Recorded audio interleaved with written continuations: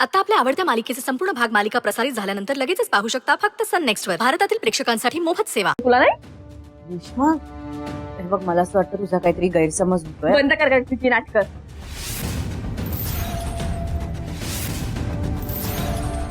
मी तुला आज नाही ओळखत. विक्रांतशी लग्न करायचं हे तुझ्या मनात आधीपासूनच होतं.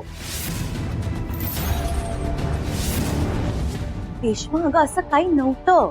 आम्ही चांगले मित्र होतो तेव्हा. मग लग्नाला कशी तयार झाली? अगं तू किती दिवस मैत्रीचा पांघरून घेऊन फिरणार आहेस? मित्र होतो म्हणे ते तू जगाला दाखवत फिरतेस की मी अशी आहे, मी तशी आहे.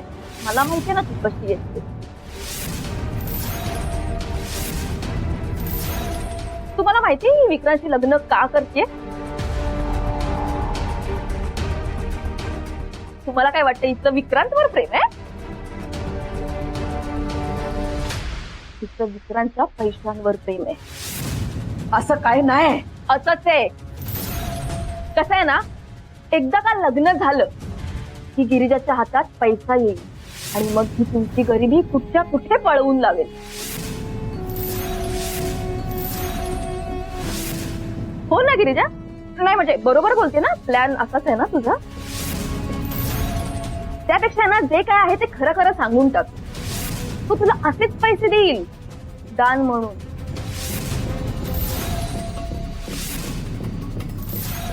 बोल ना, बरोबर बोलते ना मी? ते सगळं पैशांसाठीच करतेस ना तू? बास झाला रेश्मा.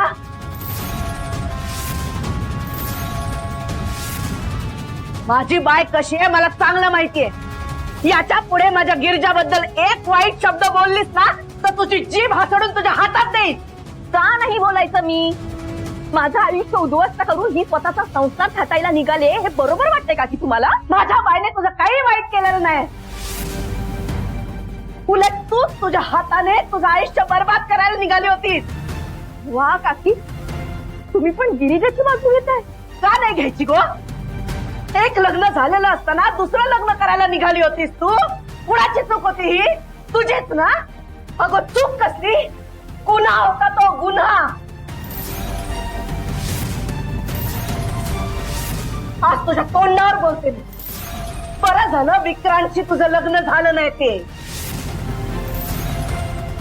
आई, आई प्लीज शांत हो. का त्रास करून घेतेस? अगं ही काय वाटेल ते बोलते. ही काय ऐकून घ्यावी हिचं?